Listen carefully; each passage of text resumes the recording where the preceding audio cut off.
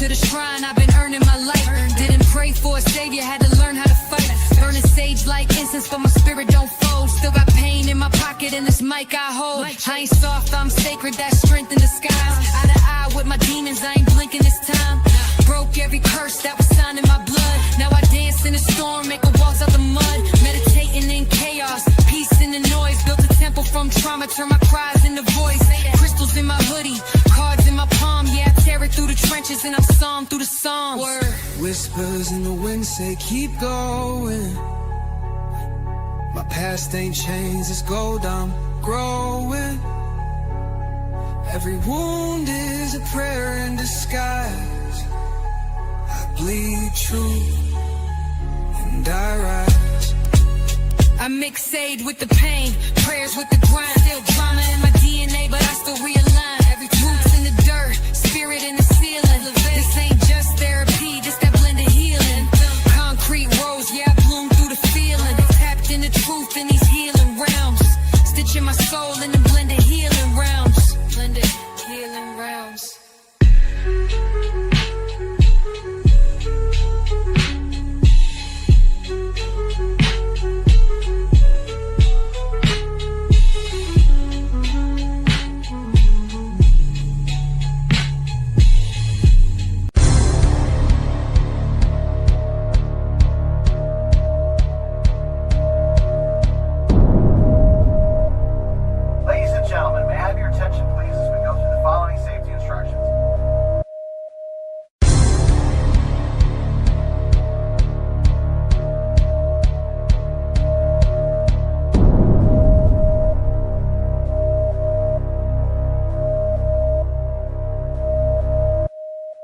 A special thank you from the heart.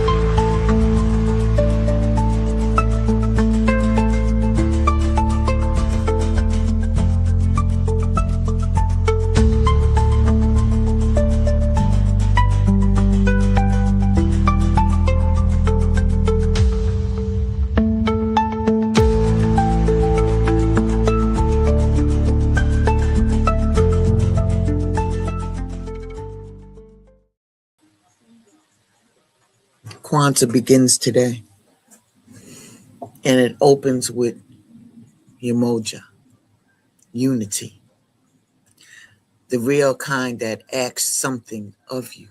Umoja is about choosing togetherness inside the family, community, and within yourself. It means refusing to stay divided by ego, old grudges, unspoken tension, or power games that keep people disconnected. Unity doesn't mean pretending, it means being willing to stand on shared ground instead of pulling away the moment it gets hard.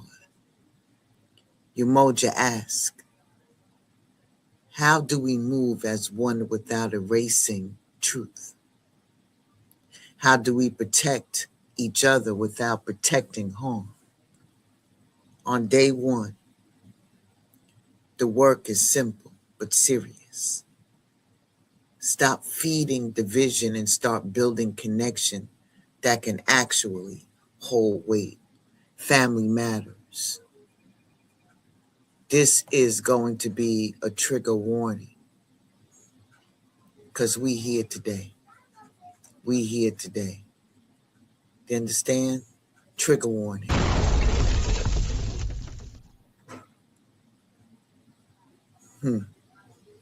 Let's get into it. We got to keep it a beam. When I say every family runs on rules, whether they admit it or not. Some get talked about out loud and most don't. The ones nobody names are usually the ones doing the most damage. Nobody grows up in these families thinking this is messed up. You grow up thinking this is how we move. You learn what gets you checked, who can say anything, and who better not open their mouth. That's the training ground in the hood, right? When I tell you that I'm going to say not some, I'm going to say most. I'm going to say 99.9% of these values come from pressure, real pressure. Bills due yesterday, people tired and stressed, people being watched. Everything feels like it could fall apart at any second, and people start locking things down tight. Control feels like order, and silence feels like safety. Obedience feels like peace.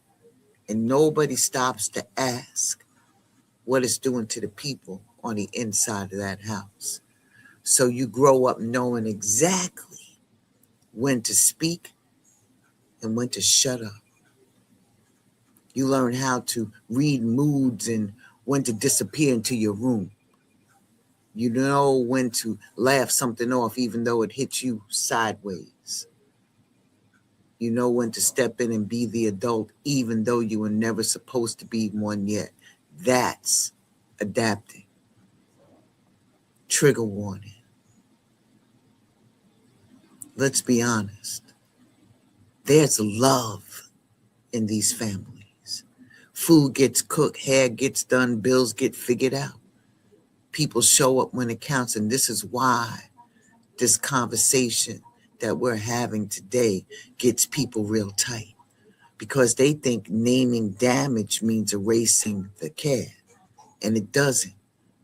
Two things can be true at the same time. You can appreciate what held you up and still call out what bent you out of shape. What really keeps these values alive is fear.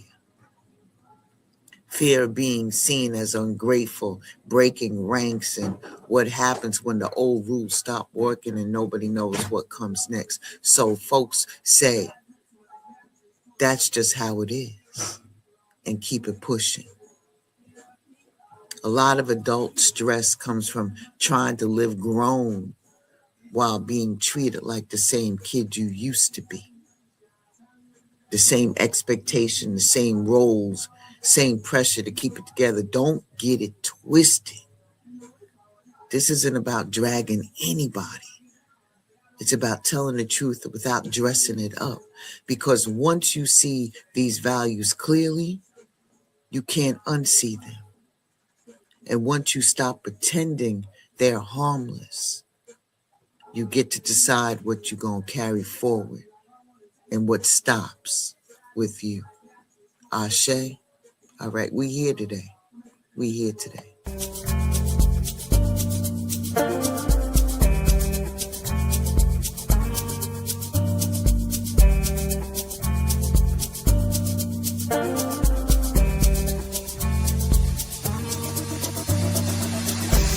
Baby, do you love me? Hey, is it easy to hurt me?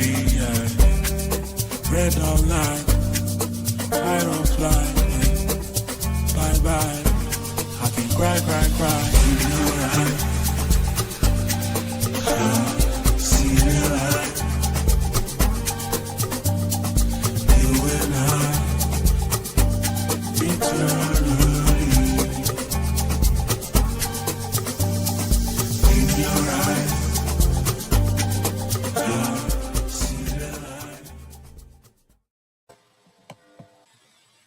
The first thing you learn is don't air out our business.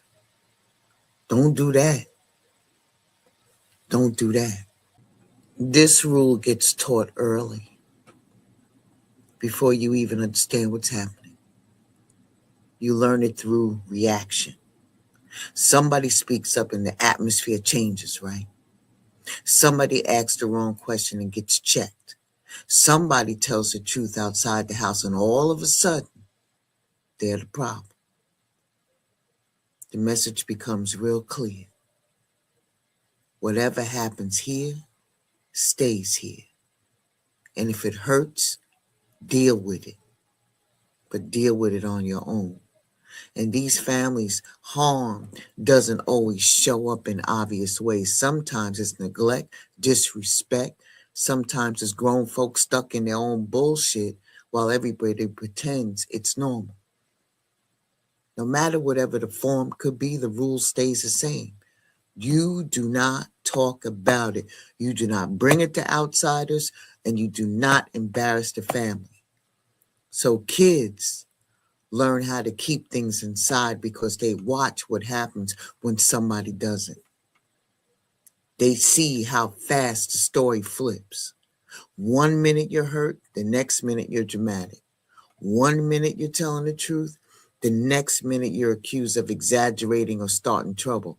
And over time, you stop explaining and asking and expecting anything to change. What makes this rule dangerous is how respectable it sounds. It gets framed as protection, loyalty, strength. Keep it in the house. Handle it like family. And don't let people talk. But if you keep it a bean, right? Nothing is actually getting addressed. It's just getting hidden. And hiding something doesn't make it go away. It lets it fester. This rule teaches people to confuse privacy with isolation. You think that you're being strong by staying quiet or being grown by dealing with everything alone. Meantime, you're learning that your pain is inconvenient, that your experiences only matter if they don't disrupt the image that everybody's trying to protect. That message, I'm telling you, it settles in early and sticks around. And by the time you're older, you struggle to ask for help. You second guess your own experiences and you feel guilty for needing support. You might even defend people who hurt you because that's what you were trained to do. This rule doesn't protect the family. It protects the behavior and the patterns. It protects people who never had to answer for anything because nobody was allowed to speak. The cycle stays untouched because exposure gets treated like betrayal instead of a step toward change. Breaking this rule, it feels real scary at first because it goes against everything that you were conditioned to do. Speaking up feels like crossing a line, and telling the truth feels damn right risky. That fear was taught. But once you start telling the truth anyway, something becomes real clear. You weren't protecting the family by staying quiet. What you were protecting was the dysfunction. We all got it. Don't feel singled out. We all are involved in some type of dysfunction. For real, for real. The next rule is respect means obedience. And this rule gets dressed up as culture, tradition, and manners. But let's call it what it is. Because in a lot of families, respect means do what you're told.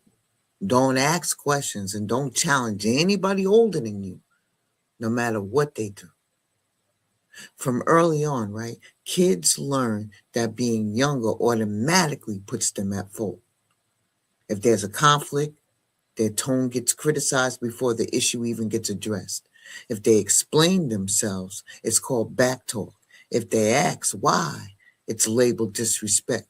The focus isn't on what happened, it's on who's allowed to speak. And over time, kids stop trying to explain themselves altogether because they already know how it's going to end. And this kind of setup teaches that authority don't have to grow, and that harm coming from someone older should be tolerated instead of addressed.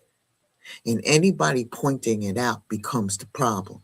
disrespect, sarcasm, dismissal, being talked over, being talked down to. And they learn to call it respect because that's the word that gets used. But it's not respect. It's silence being enforced by the pecking order.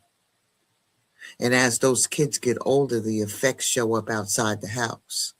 It could be at their job, they hesitate to speak.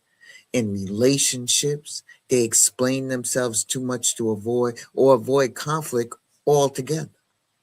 In friendships, they let things slide that don't sit right. They were trained to believe that pushing back equals trouble. And the irony of this is that some families often complain that the younger generation doesn't speak up, doesn't communicate, doesn't know how to advocate for themselves. But how could they, when every attempt to do so was shut down early?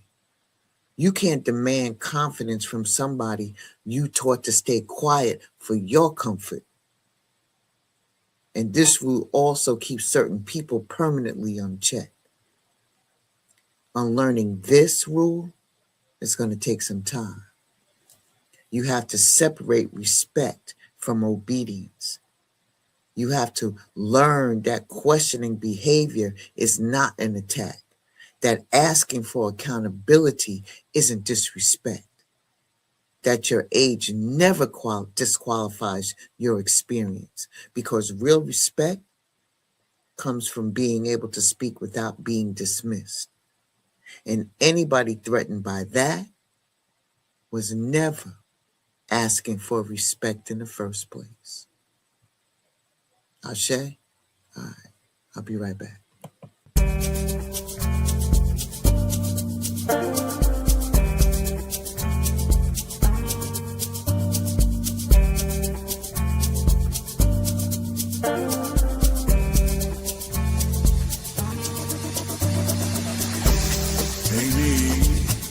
Do you love me?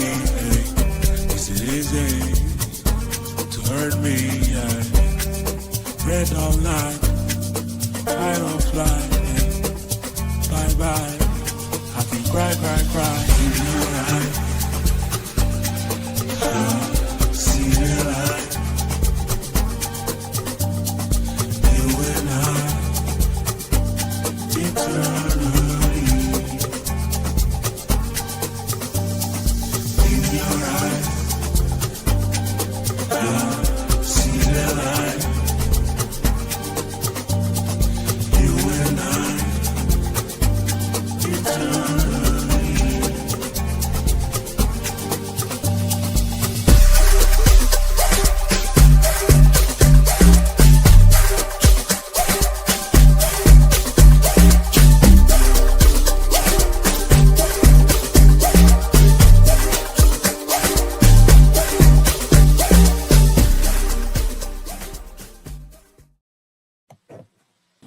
New sale, new things.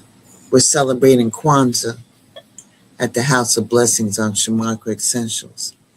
When you go to the website, just look for Kwanzaa, and you get 7 cents representing the 7 days of Kwanzaa. Ashe? All right. Listen, struggle, they say, builds character. That one sounds good on the surface, but it does real damage when you sit with it long enough. The ideal is real simple. If I went through hell and figured it out, you should too. No shortcuts, no extra help, no easing of the load. Pain gets treated like a teacher, and hardship becomes proof that you earned your place.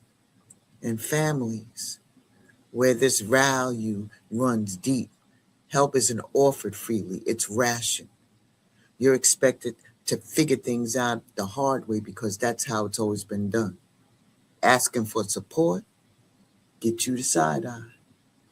If life feels overwhelming, the response isn't care, it's comparison. Somebody always had it worse, so whatever you're dealing with doesn't qualify. And what really sits underneath this rule is resentment. So kids grow up thinking hardship is mandatory. They think that rest has to be earned through exhaustion. They think asking for help means they failed some invisible test. Support starts to feel embarrassing instead of normal. And nobody pauses to ask why life has to stay this hard if there's another way. This rule also keeps people emotionally stuck. Healing never enters the picture. People learn how to push through anything, but they don't learn how to process what it cost them. And later on, this shows up in how people treat themselves and other people. They minimize their own needs. They judge people who ask for help. They repeat the same pressure they grew up under because it feels familiar. And when somebody tries to do things differently, they get accused of being soft. Let's be honest. Character doesn't come from suffering alone. It comes from reflection, guidance, and having room to learn.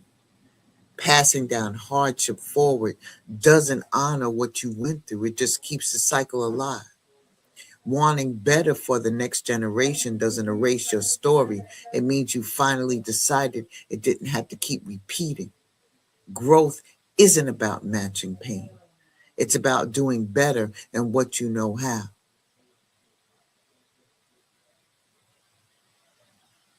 What you know how. Now. And love that comes with insults, come on, man. In a lot of families, affection comes wrapped in jokes that cut deep, comments that linger, and laughs that hits wrong. Somebody will say something slick and everybody laughs, and if you react, you're told to relax. It was just a joke. You're being too much. That's how we show love around here. This value teaches people early that if something hurts, the problem isn't what was said, it was your response to it. Sensitivity is considered weakness. And over time, right, people learn to laugh things off even when they don't think it's funny. They learn how to absorb the shots and keep it moving because reacting brings more attention than shutting up. What makes this rule stick is how normalized it is. It gets passed down as humor, bonding, and toughness. And you're told this is how we show closeness. If we didn't care, we wouldn't joke like that. But let's keep it a buck. Care constantly cuts, doesn't feel like care. This becomes right here. This is where the blur lines come in between affection and disrespect. If nobody's taking shots at you, something must be wrong. And as you're an adult, right, this shows up everywhere. In relationships, people tolerate sarcasm. In friendships, they stay quiet when comments cross the line. And at work, they accept jokes that undermine them because that's what they were trained to do. They learned early that pushing back ruins the vibe. And the worst part is how this value protects harm while pretending to be harmless. Anybody can say something wild and hide behind humor. Accountability never comes because it's just plain. Real closeness doesn't require humiliation. Real affection doesn't need an audience or a punchline. If love always comes with a sting, that's not love being expressed. That's discomfort being normalized. Unlearning this means trusting your response again. If something doesn't sit right, that matters. You don't have to prove your toughness by tolerating disrespect or by letting people talk to you any kind of way. For real. Trigger warning.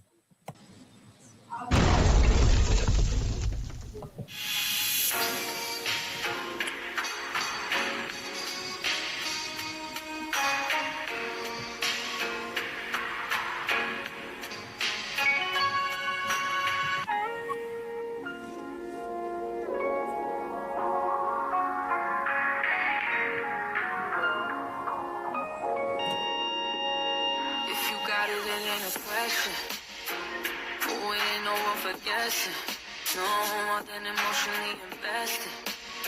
Showing you all my imperfections. Oh, if I let you know take me for granted. If I was more than you could manage, yeah. Open with me, oh, we could be honest. Close to me, oh, giving me silence. Promise that you won't let me fall. Holding me tight, loving me right, giving me life, all that you could be. Telling me lies, making me cry, wasting my time the whole time, so just be careful what you take for granted. Cause with me, know you could do damage. You could do damage. You do damage. Yeah. Worry about it, I'm putting pressure. You'll only cut me if I let you. We ain't doing this just for pleasure. Either learn me or I'm a lesson. If you want me, don't take me for granted. Yeah. If I was more than you could manage, baby. Oh, you're falling for me. Oh, baby, I caught it. Oh, we could be whatever you want, call it. Promise that you won't let me fall.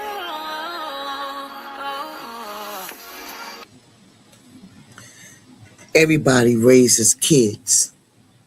Nobody heals them. In a lot of families, everybody feels entitled to create. Strike that. Oh, let me sip some more of my coffee because this is deep, y'all. This is deep. In a lot of families, right? Everybody feels entitled to correct a child. Any adult can snap, yell at them, threaten them, punish them, neighbors, relatives, friends of the family. It's open season. Discipline is everywhere. Correction is always happening. But guidance, that's rare. Kids learn early that how you act gets policed, gets ignored. If you're upset, you're told to stop crying. If you're overwhelmed, you're told to toughen up. Nobody asks what happened. Nobody asks what you need. What makes this pattern stick and how justified it sounds. Folks say it builds resilience, that it prepares kids for the real world, that life is not gentle. So wide should the house be? But that logic skips something important. Kids don't learn how to handle emotions by being ignored. They learn how to suppress them. And without guidance, kids start filling in the gaps themselves, and you want to know why they fall into things. This rule creates confusion around authority and trust. When everybody can discipline you, but nobody can hold space for you, relationships start to feel unsafe. Kids learn to associate attention with punishment instead of support. Nobody shows kids how to talk through pain, repair the harm, or process disappointment. They just get told what not to do. So the cycle keeps going, and kids become adults who know how to correct others, but don't know how to tend to themselves. Let that land a little bit. Raising kids is about teaching them how to understand themselves. Let's tap into this real quick. Keeping the peace at any cost. In some families, harmony comes from fear. Whoever reacts the loudest, the hardest, talks the wildest, or spirals out, the fastest ends up running everything because everybody else is trying to avoid setting them off. Everything starts revolving around this one person's mood, and everybody learns how to move accordingly. You feel it. You watch conversations change direction. You notice that topics get skipped. You learn which jokes are safe, which questions causes trouble, and which truths are better left alone. The goal isn't honesty. The goal is getting through the moment without all hell breaking loose. And over time, this teaches people how to manage others instead of expressing themselves. You learn how to smooth things over, how to redirect energy, and how to swallow what you want to say, because saying it will cost a lot to you and your mental. You become good at reading faces and tones and good at adjusting your presence. So nothing escalates. This rule rewards instability. The person who reacts the biggest never has to change because everybody else keeps adjusting. Accountability never reaches them, and that behavior gets more power every time it goes unchecked. And this pattern right here follows people into adulthood. In friendships, they overextend themselves just to keep everybody comfortable. Peace becomes something they maintain for others and not something they get to experience themselves. The cost is real, man. And when you spend your life managing other people's reactions, you lose touch with your own needs. And you start believing that stability means agreeing, that expressing yourself is a risk instead of a right. Families live by this rule because they say they hate drama. But what they really hate is disruption. And disruption is often the first step towards honesty. By avoiding at all costs, they trade short-term comfort for long-term damage. Peace that depends on one person staying unchallenged is not peace. It's containment. And people who grow up under that pressure don't lose their voice by accident. They were taught again and again that using it wasn't worth the fallout. You feel me?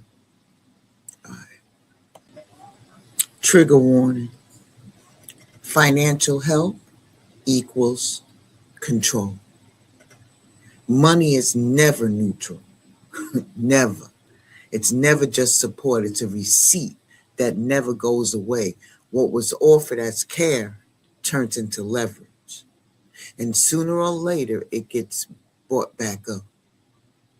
And comments slipped into arguments that have nothing to do with money. You start hearing things like, after all I've done for you, or remember who helped you when you didn't have anything. And what makes this tricky is that it's often wrapped in generosity. People will say, I didn't have to do that for you. And they're right. They didn't.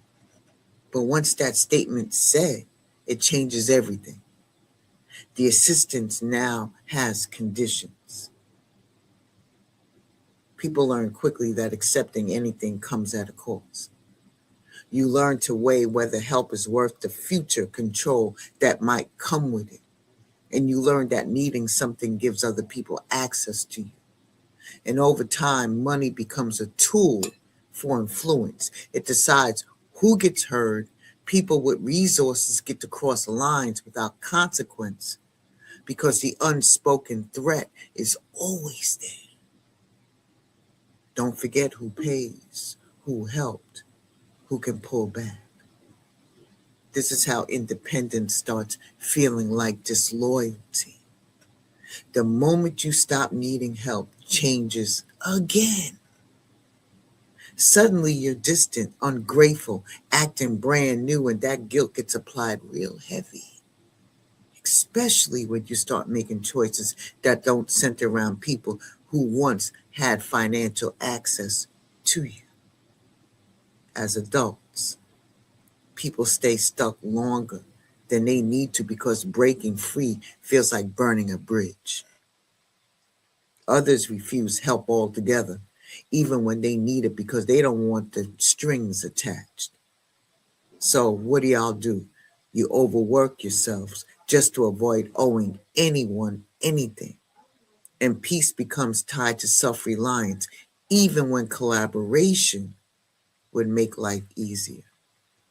The deeper issue is that money gets used to avoid honest relationships. And instead of clear boundaries, people rely on financial power.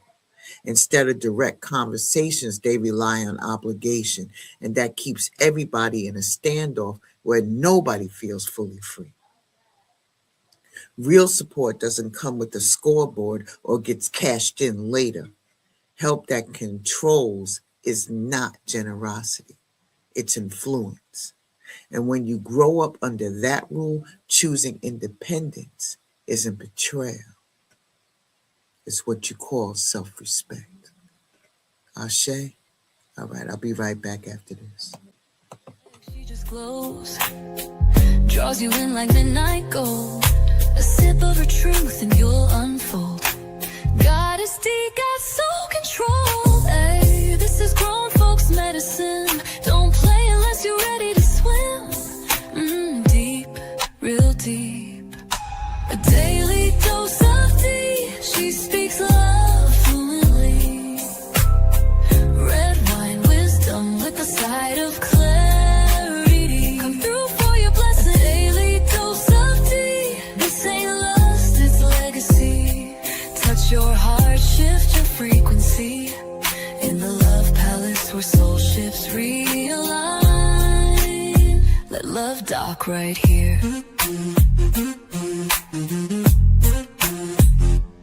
She don't chase, she attracts. She don't beg, she reflects back. So if you're here, you align now. She's back, y'all.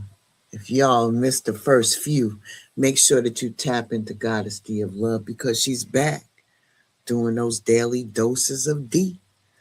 You know, episode 4,1200. No, I'm only kidding. She's been at this for a minute now. And every time she comes on, you learn something different. You learn how to apply it to yourself, and you learn how to apply it to others or situations. So make sure that you tap into a daily dose of D. What happens when the child becomes the parent and they get praised for it? In a lot of families, there's always that one kid who steps up early, who watches the siblings, handles the errands, translates adult problems, smooth things over, and keeps the house functioning. They get called matured, responsible, the strong one, but everybody leans on them. What doesn't happen is relief. Nobody asks if their plate is too full, or checks whether they want the role or was simply forced into it. The praise replaces support. Being needed becomes their identity, and stepping back feels like letting everybody down. And this value teaches kids that love is earned through usefulness. The more you fix, the more you get seen. The more you sacrifice, the more approval you'll receive, because that approval feels good, because it feels like connection, and the kid keeps going at a high cost to themselves. Over time, responsibility becomes automatic. They don't wait to be asked. They anticipate needs. They handle things before anyone notices a problem. They become reliable to a fault. And the family gets comfortable with that arrangement because it works for everybody except the kid doing the work. The problem is that kids are not supposed to be anchors. They're supposed to be supporting. And when a kid becomes the stabilizer, their own development gets sidelined. They don't learn how to be cared for, they learn how to care for others. As adults, they feel uncomfortable being taken care of. They struggle to ask for help. Receiving feels awkward, and they're quick to give and slow to accept because needing anything was never a part of the script. People often admire these adults because they're dependable, they're organized, they're always holding things together, but behind that praise is never learning how to stand down. They're used to being on all the time because someone always needs them. And what makes this pattern hard to break is how celebrated it is. Families rarely see it as harm. They see it as character. But a child who carries adult responsibilities isn't being raised. They're being used to fill gaps. Letting go of this role can feel selfish at first. Saying no feels funny. But you deserve a life that doesn't revolve around holding everything together. And lastly, that's just how they are. That's just how we are. We hear that all the time. For real. It's the shutdown phrase. The one that ends conversations before they even start. When somebody says this is how they are, or that's just how we are, everything gets dismissed. And that behavior starts being up for discussion. The impact stops mattering and growth gets taken off the table. I know it sounds harmless, but even accepting, it pretends to be about understanding people, but in reality, it's about protecting comfort. It's a way to excuse patterns without ever having to address them. Somebody keeps crossing lines, snapping, dismissing, or hurting people, and instead of naming it, everybody shrugs it off and adjusts. But what's really being said is this: don't expect better. Don't ask for the change. Don't challenge it. Just learn how to deal with it. This rule right here trains people to lower their standards instead of raising expectations. You're told to manage your reactions instead of asking someone else to manage their behavior. And if you bring it up, you're accused of trying to change people or stirring some shit up. And the focus now moves off the action and onto how you respond to it. And this right here creates an imbalance. Certain people get unlimited grace or patience and passes. Meanwhile, everybody else is expected to be flexible, forgiving, and understanding no matter how many times the same thing happens. Growth becomes optional for some and mandatory for others.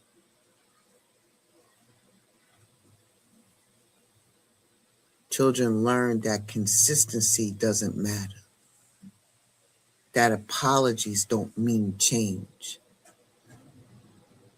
that the behavior can stay the same forever as long as people are willing to tolerate it.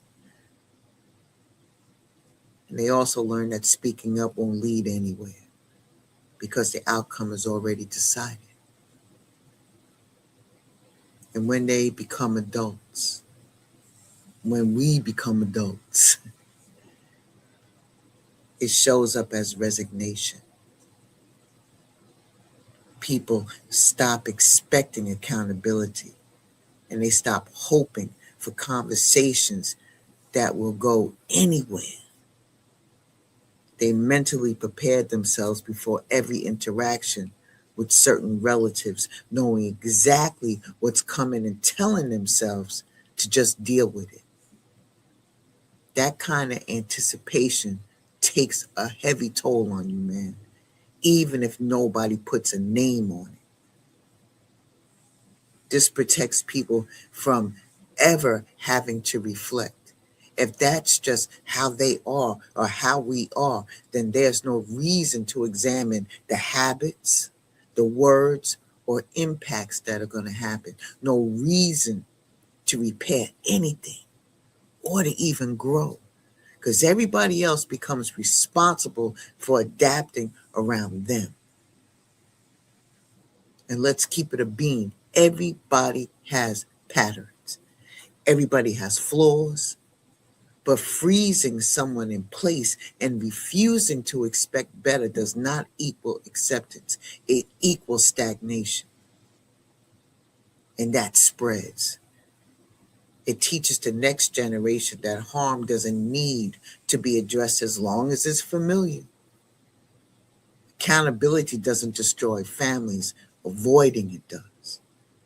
Because nothing rots relationships faster than repeated behavior that never gets checked and never gets repaired.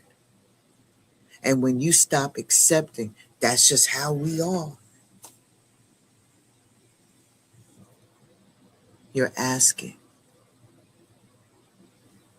for effort and not just perfection. You're asking for awareness and asking for movement in a space that's been stuck for a long time. And once accountability finally enters the building, everything changes because it's honest. I'll be right back after this. Let me give you a reminder of what this is about.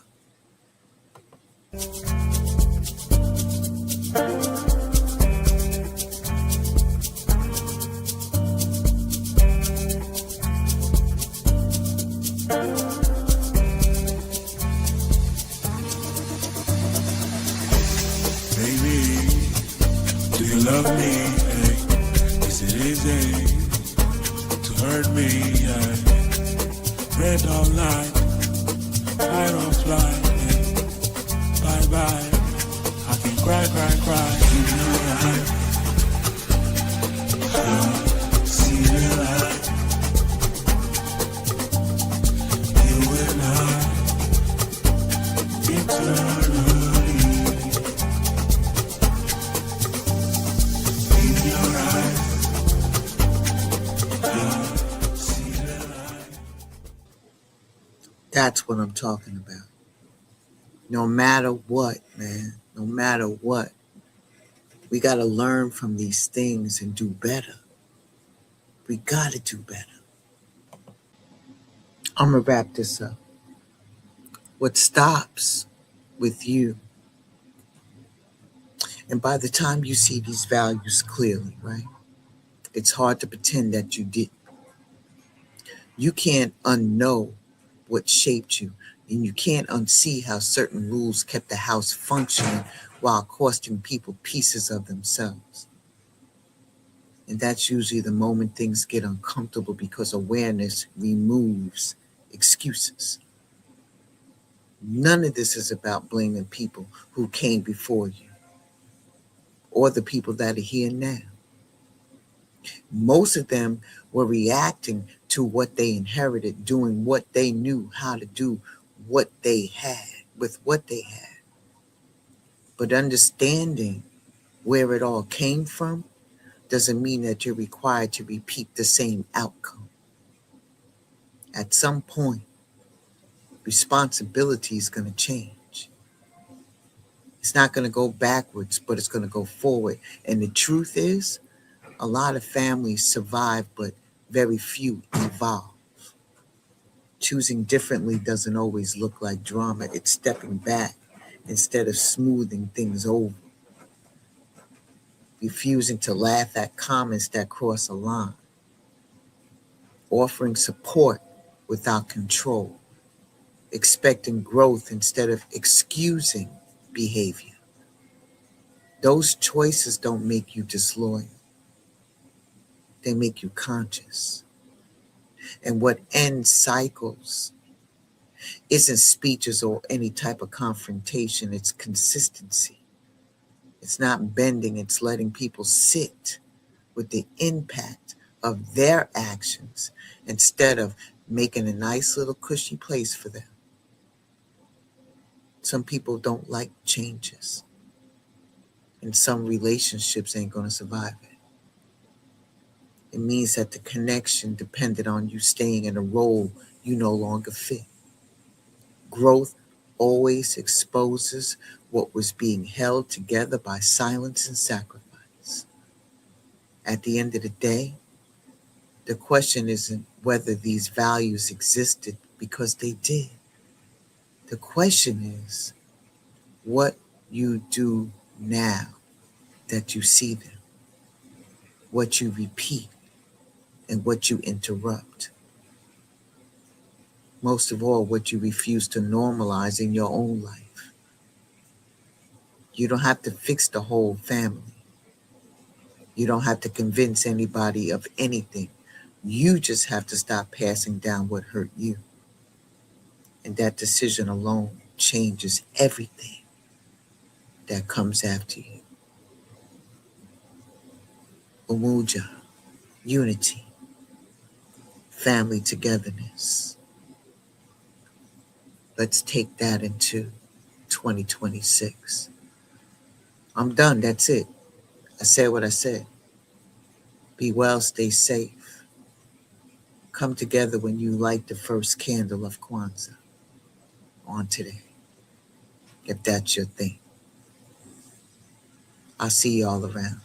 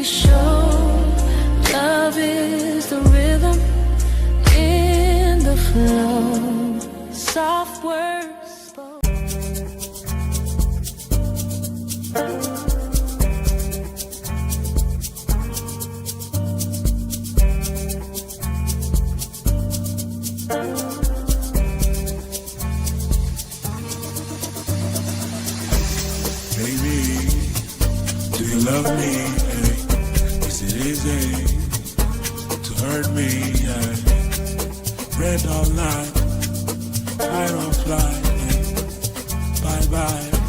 I can cry.